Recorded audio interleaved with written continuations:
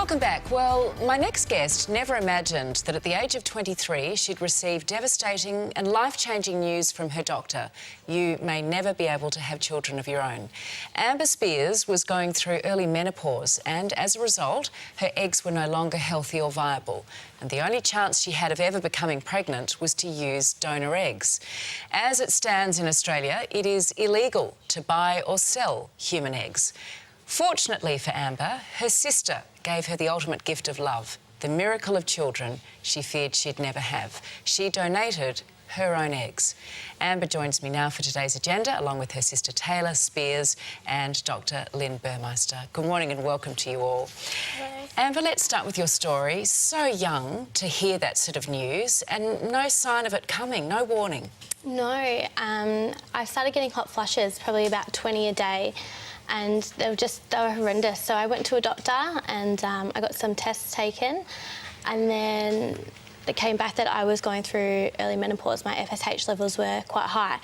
So after that, I had an operation done to remove some cysts off my ovaries, and then I went on a ovulation medication called Clomid. And then after 6 months, that didn't work. So I decided to go down the natural route of acupuncture. And then after a year of that not working, she referred me to go see Lynn Burmeister.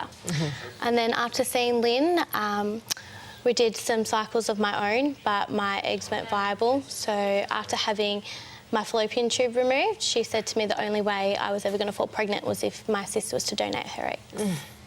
So the length of that whole journey, what, a few years, matter of... We started trying for a baby when I was 23, and then, yeah, around about 25, we started the IVF, and then I fell pregnant when I was 26.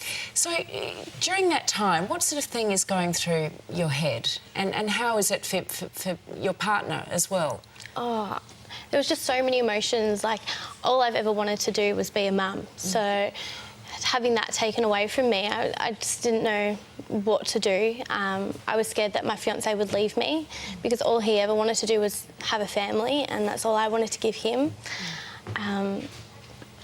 Your world's just shaken when you hear that. You just don't think that it ever happened to you, and yeah, incredible. It's a lot of emotions. Lynn, I might bring you in at this point because obviously you hear these sort of stories all the time. Yes. Probably not, though, at that age. I No. mean, that was most unusual, wasn't it? She had Occasionally- time on her side. Yes, occasionally I'll see patients like Amber's age, but they're usually not trying to have a baby. So for Amber was a special case where she's probably one of my few patients at that age that actually went ahead and did donor eggs. Most of my patients doing donor eggs are in their late 30s.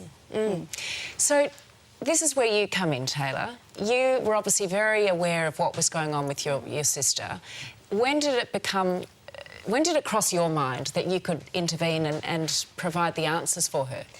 Yeah, I think after seeing the journey that Amber and Chris were going through, it was sort of one blow at a time. Just one thing wasn't working, then the next thing wasn't working. So over a number of years, it just naturally and organically came to be that was eventually, I think, going to be the next step. I think we both knew that it was going to get to that point. Amber never asked, I never offered. It was just, this is what we're up to now and this is what we're going to do. And it just organically came to be that's what was happening. You never had any reservations about donating your eggs?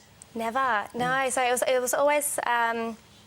You go through a process with your counsellor, with your family, with your specialist, with your doctors to make sure you completely understand what it is that you are doing, what role you're going to play as an auntie, what you might expect both physically and emotionally to go through. You've got a really good understanding of what it is what's going to happen before you get into it. But all that aside, I never had a moment of doubt. It was always just going to be what was going to happen. Wow. Lynn, you're one of the leading specialists in this field, and you're very passionate, aren't you, about the donation of eggs? Yes, I am very passionate. What do you want to see happen in this country? I would like to see egg donation become a real real thing for Australian women. So instead of travelling overseas to purchase eggs overseas, I think the egg donors should be paid in Australia. We shouldn't have Australians travelling over to Europe, to South Africa, to foreign countries to get egg donors. It would be much better if it was regulated here, and then we can make sure that the egg donors are fully screened, fully aware of what they're doing, just like Taylor was, and they should be appropriately paid for what they've gone through as well. We should share with our viewers that 2 eggs were implanted, and you tell everyone what happened.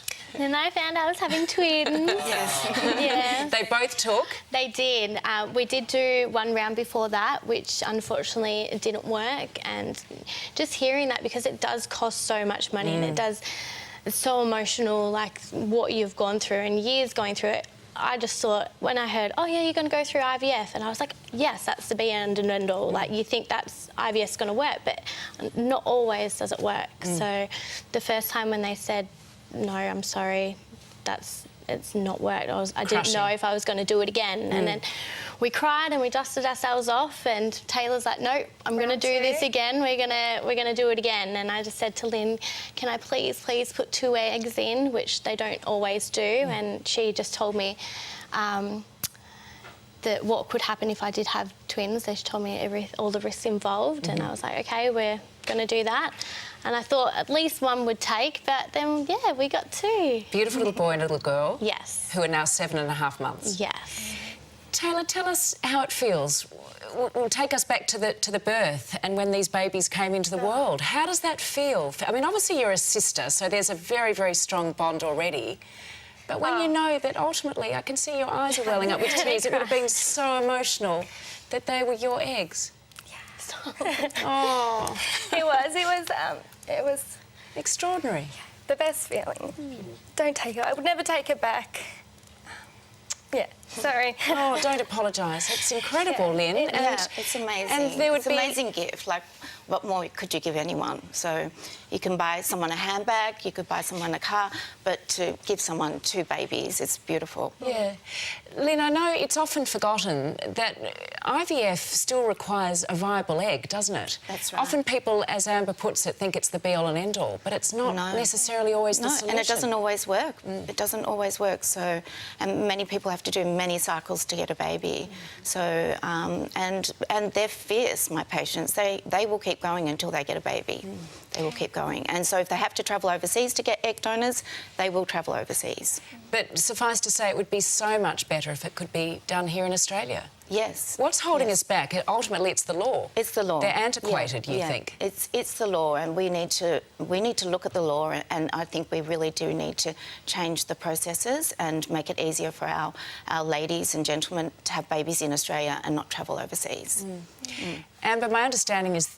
Sorry, Taylor, my understanding is these twins...